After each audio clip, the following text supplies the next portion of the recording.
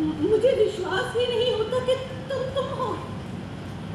और मैं जो तुम्हें देख रही हूँ, मैं ही हूँ। देख रहा हूँ कि तुम भी वो नहीं हो। सब कुछ बदल गया है। यह संभव है, परिवर्तन केवल मेरी दृष्टि में हुआ। मुझे विश्वास भी नहीं हो रहा कि ये स्वप्न नहीं है। नहीं, ये स्वप्न नहीं है, यथार्थ है कि मैं यहाँ हूँ। दिनों की यात्रा करके थका टूटा हारा हुआ यहाँ पर आया हूँ। एक बार यहाँ पर यथार्थ को देखिए। बहुत भीग गए हो। मेरे यहाँ सूखे वस्तु तो नहीं। मेरे भीगे होने की चिंता रखो। जानती हो, इस तरह से भीगना भी जीवन की एक महत्वाकांक्षा है। आज वर्षों के बाद भीगा हूँ, अभी सूखकर नहीं चलते चलते बहुत थक गया। कहीं छोड़ के आता रहा। इस वर्षों से जैसे थकान मिट गई। बहुत थक रहे हो। थक गया था, अभी थका, परंतु इस वर्षा ने थकान कम कर दी। तुम सचमुच पहचाने नहीं जाते। और तुम भी कहाँ पहचानी जाती। और ये घर भी कितना बदल गया है। और मैं ये आशा कर रहा था कि मैं जब भी वापस लौटूंगा सब कुछ वैसे ही होगा, जो का त्यों यथास्थान।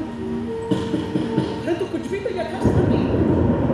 तुमने सब कुछ बदल दिया है, सभी कुछ बदल दिया। मैंने नहीं बदला।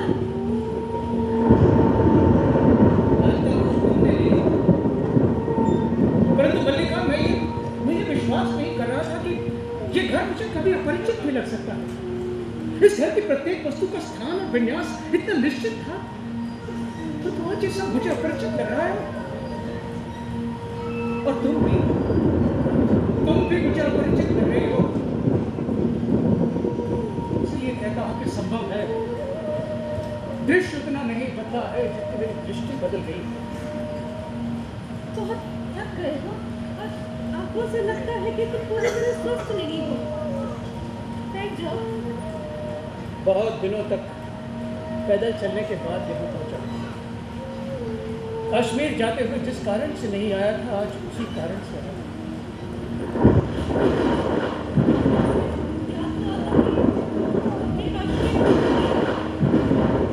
क्योंकि सत्ता मैं आज उस सबसे मुक्त हूँ जो वर्षों से मुझे कसता रहा। कश्मीर में लोग सोचते हैं कि मैंने संन्यास ले लिया, परंतु मैंने संन्यास नहीं लिया। मैं केवल मातृगुप्त के कलेवर से मुक्त हुआ हूं, जिससे कि पुनः कालिदास के कलेवर में जी सकूं। एक आकर्षण सदा मुझे सूत्र की ओर खींचता रहा, जिसे तोड़कर मैं यहां से गया। मुझे यहाँ की एक एक वस्तु के रूप और आकार का स्मरण है। वो दीपक, वो कुशाल, वो बागछाल, वो गेरू की आकृतियां, वो कुंभ और तुम्हारी आंख। जाने के दिन तुम्हारी आंखों का जो रूप मैंने देखा था, वो आज तक मेरी स्मृति में अंकित है। मैं अपने आप को यह विश्वास दिलाकर रहा हूं कि जब भी लौट कर आऊं सब कुछ वैसा ही होगा, जो का त्यों यथास्थान।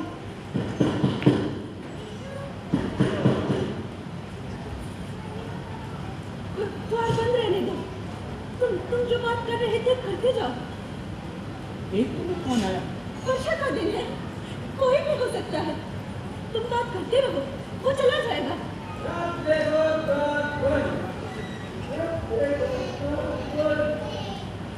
कौन था ये?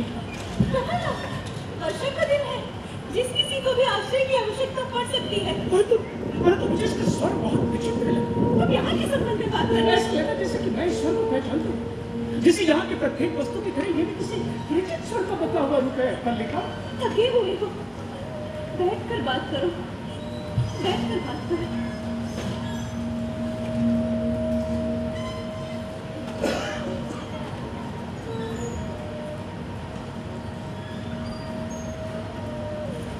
मैंने अपने संबंध में कई बार सोचा है मल्लिका, और हर बार इस निष्कर्ष पर पहुंचा हूं कि अम्बिका ठीक होगी। यहाँ से क्यों नहीं जाना चाहता? इसका एकमात्र कारण यह था कि मुझे अपने पर विश्वास नहीं। नहीं जानता था कि अपमान और भर्त्सना का जीवन व्यतीत करने के बाद मैं सम्मान और प्रतिष्ठा के वातावरण में जाकर कैसे अनुभव करूं। पर मैं कहीं आशंका थी कि वो वातावरण मुझे छा लेगा और मेरे जीवन की दिशा को बदल देगा। वो आशंका निराधार नहीं है। तुम्हें बहुत आश्चर्य हुआ था ना कि मैं कश्मीर का शासन संभालने जा रहा हूं। तुम्हें यह बहुत अस्वाभाविक लगा होगा, परंतु मुझे इसमें कुछ भी अस्वाभाविक नहीं लगा। अभावपूर्ण जीवन की वो एक स्वाभाविक सी प्रतिक्रिया। संभवतः उसमें कहीं उन सबसे प्रतिशोध देने की भावना भी थी जिन्होंने जब तक मेरी भर्त्सना की थी मेरा उपहास सुनाया था। परंतु मैं ये भी जानता था कि मैं सुखी नहीं हूं। मैंने बार बार अपने को यह विश्वास दिलाना चाहा कि कभी उस वातावरण में नहीं, मुझ में है। यदि मैं स्वयं को बदलूं तो सुखी हो सकता हूं, परंतु ऐसा नहीं हो। न तो मैं बदल सका, न सुखी हो सका। मुझे बार बार ये अनुभव होता कि मैंने सुविधा और प्रभुता के मोह के प्रमुख क्षेत्र में अनधिकार प्रवेश किया है और जिस विश्वास में मुझे रहना चाहिए उसमें मैं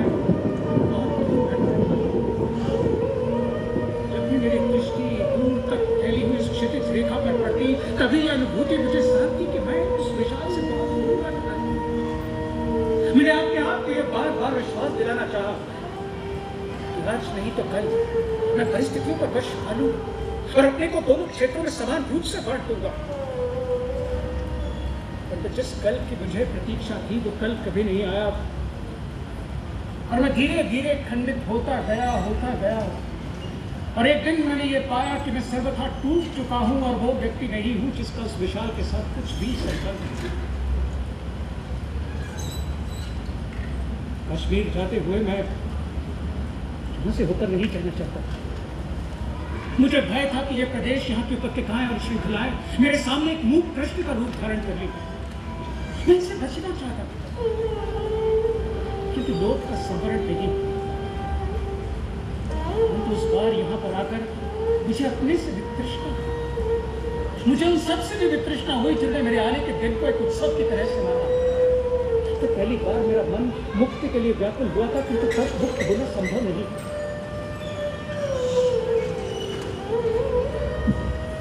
उस बार मैं तुमसे मिलने के लिए नहीं आ सका।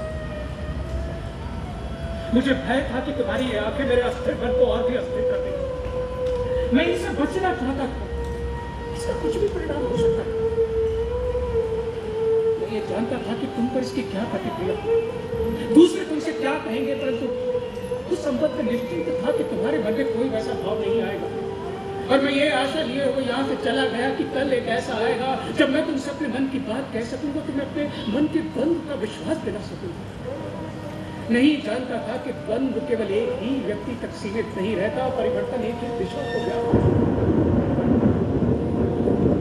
इसलिए आज यहाँ आकर मुझे बहुत व्यर्थता का बोध हुआ है।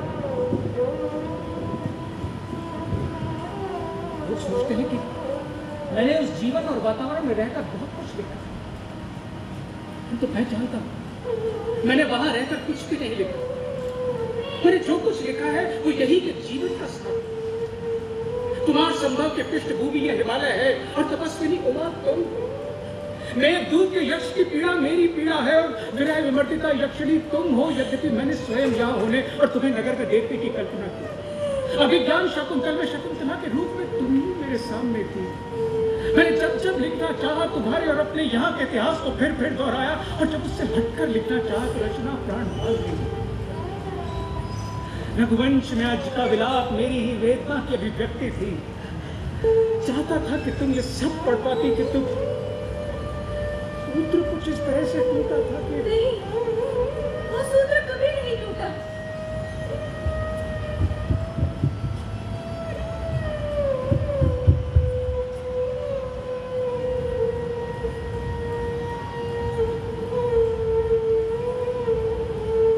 मेघदूत, तुम्हारे पास मेघदूत की प्रतिलिपि कैसे पहुंची? मेरे पास तुम्हारी सब रचनाएं हैं। रघुवंश और शाकुंतलम की प्रतियां मुझे अभी कुछ ही समय पहले प्राप्त हुई। किंतु वे प्रतियां यहाँ उपलब्ध कैसे हो जाती है?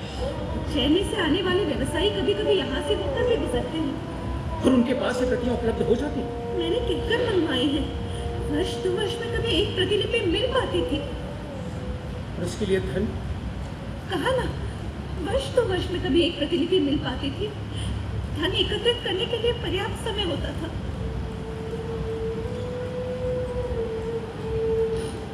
जो अभाव मुझे वर्षों से सालते रहे हैं वे आज और बड़े प्रतीत होते हैं मल्लिका। मुझे वर्षों पहले यहाँ लौट आना चाहिए था ताकि वर्षा में भीग कर लिखता वो सब जो मैं अब तक नहीं लिख पाया और जो आषाढ़ के बेगों की तरह वर्षों से मेरे भीतर उमड़ रहा है, किंतु बरस नहीं पाता क्योंकि उसे वायु नहीं मिलती, उसे ऋतु नहीं मिलती।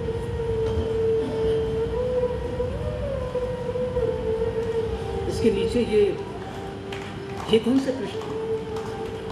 ये तो बिल्कुल कोरे हैं। ये कोरे पृष्ठ मैंने अपने हाथों से बनाकर सिए हैं। सोचा था जब तुम राजधानी से आओगे तो मैं तुम्हें ये भेंट दूंगी, पर उस बार तुम आकर भी नहीं आए और ये भेंट यहीं पड़ी रही। अब तो कहते लज्जा आती है कि ये तुम्हारी नई रचना के लिए है। तुमने ये कोरे पृष्ठ अपने हाथों से सिए हैं कि मैं इन पर एक महाकाव्य की रचना। स्थान स्थान पर ये पृष्ठ, इन पर पानी की बूंदें पड़ी हुई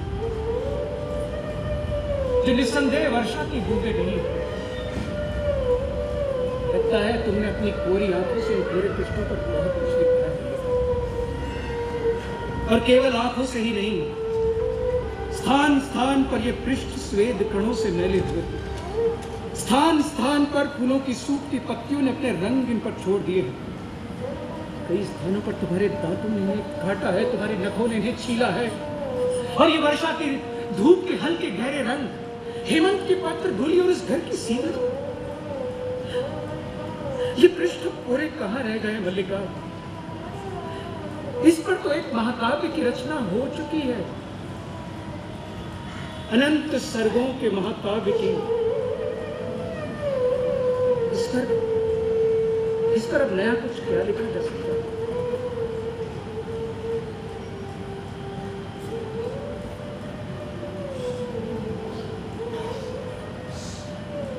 हम तो इसके आगे भी तो जीवन शेष है। हम पुनः आज से आरंभ कर सकते हैं। हम पुनः आज से आरंभ कर सकते हैं मल्लिका।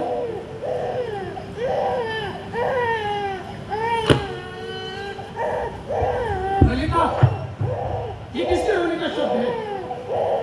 ये मेरा वर्तमान है। तुम्हारा वर्तमान?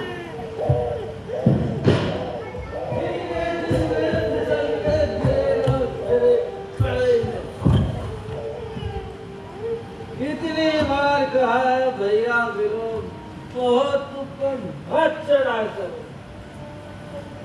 अरे तो भैया विनोद कहाँ मानने लगे? पहले आए तो द्वार बंद, लौट कर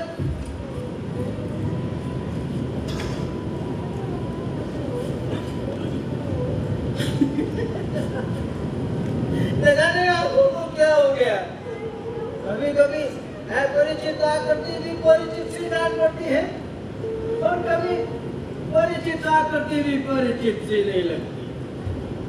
अब ये इतनी परिचित आकृति है तो मैं इसे पहचान ही नहीं रहा। आकृति जानी हुई है किंतु व्यक्ति नया सा। तो बंधु, तुम मुझे पहचानते हो? आकृति बहुत बदल गई है, परंतु व्यक्ति आज भी वही, स्वर भी वही और शब्द भी। तुम हो भाई, गिरने और चोट खाने का सारा कष्ट जाता रहा। कितने दिनों से तुमसे मिलने की मन में लालसा। आओ, गले नहीं मिलोगे? मेरा शरीर मैला है इसलिए या मुझी से कहना? किंतु इस तरह मेरा तुम्हारा संबंध नहीं टूट सकता कालिदास। याद है तुमने एक दिन कहा था हम एक दूसरे के और निकट बढ़ते, नहीं कहा था? कहा था। मैंने इन वर्षों में उस निकटता में कोई अंतर नहीं आने दिया। मैं तो समझता हूँ अब हम एक दूसरे के और भी निकट बढ़ते। हो मल्लिका, मैं ठीक नहीं कहता? तुम वहां स्तंभित से क्यों खड़ी? बिलो, अब तो इस घर में एक आयातित अतिथि नहीं है। अब तो वो अधिकार से आता है, नहीं? अब तो वो इस घर में कालिदास का आतिथ्य और स्वागत कर सकता है? कहोगे कितनी आकस्मिक बात है, तब भी हमारी भेंट इस घर में ही हुई और आज की यहीं पर हुई है। किंतु सच मानो कालिदास, ये आकस्मिक बात नहीं। तुम जब भी आते हमारी भेंट यहीं पर होती। हो मल्लिका, मैं ठीक नहीं कहता? तुमने कालिदास के आतिथ्य का उपक्रम नहीं किया। वर्षों में एक बार अतिथि आए और उसका आतिथ्य न हो। जानती हो कालिदास को इस प्रदेश के हरिण शावकों का कितना मोह है? एक हरिण शावक इस घर में भी है। तुमने मल्लिका की बच्ची को देखा? उसकी आंखें किसी हरिण शावक से कम सुंदर नहीं।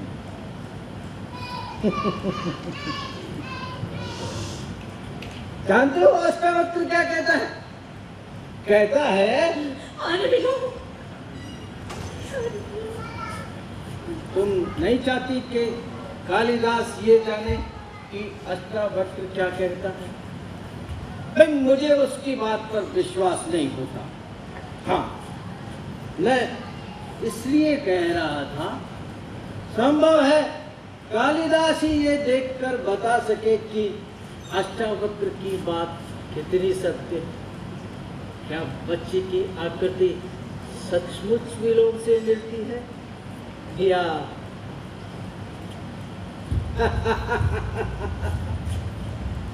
क्यों कालिदास, चलो देखोगे?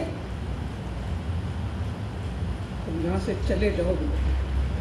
चला जाओ इस घर से या ग्राम प्रांतर से ही। सुना है शासन बहुत बली होता है, प्रभुता में बहुत सामर्थ्य होती है। हूँ कि तुम इस समय यहाँ से चले जाओ विलोम। क्योंकि तुम आ गए,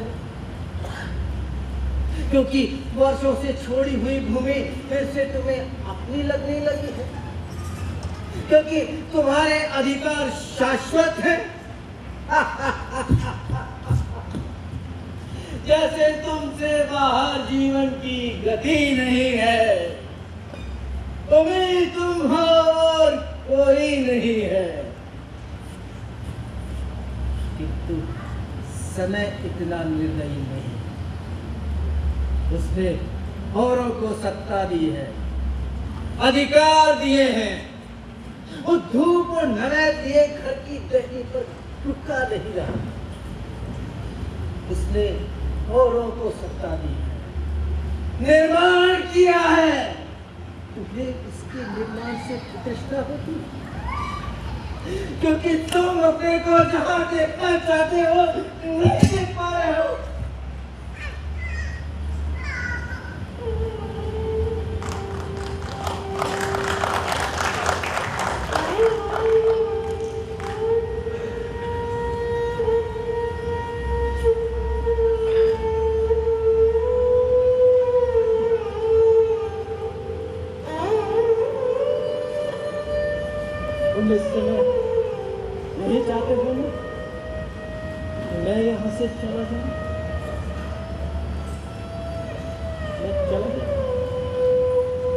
किंतु इसलिए नहीं कि तुम आदेश देते हो, बल्कि इसलिए कि आज तुम यहाँ अतिथि हो और अतिथि की इच्छा का मान होना चाहिए।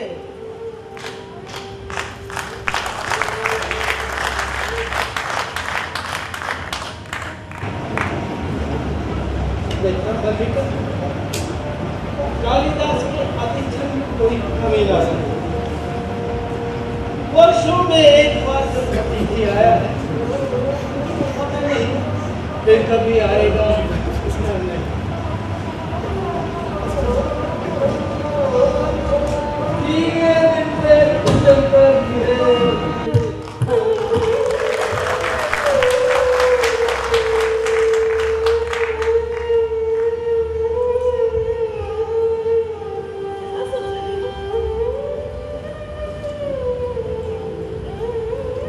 सोच रहा हूँ कि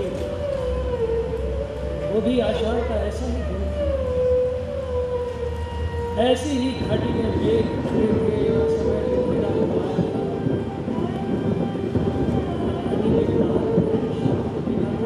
जिसे मैं उठाकर यहाँ लाया था और उसका उपचार किया। और भी तो कुछ सोच रहे हो? और सोच रहा हूँ कि उपत्यकाओं का विस्तार वही है, पर्वत शिखर की ओर जाने वाला मार्ग भी वही है। हवा में वैसे ही नमी है और वातावरण की धुनिया भी वैसी ही। क्योंकि वही चेतना है कि जिसमें कंपन होता है, वही हृदय है जिसमें आवेश जागता है, किंतु ये पूरे पन्नों का महत्वाकांक्षा सब यही लिखा गया था। तुम कह रहे थे कि तुम रात से प्रारंभ करना चाहते हो।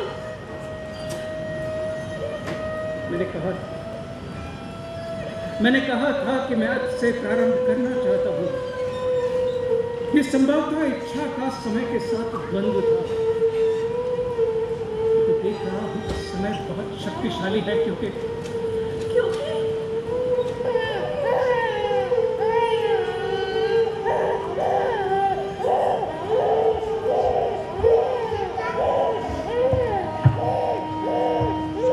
वो किसी की प्रतीक्षा नहीं करता।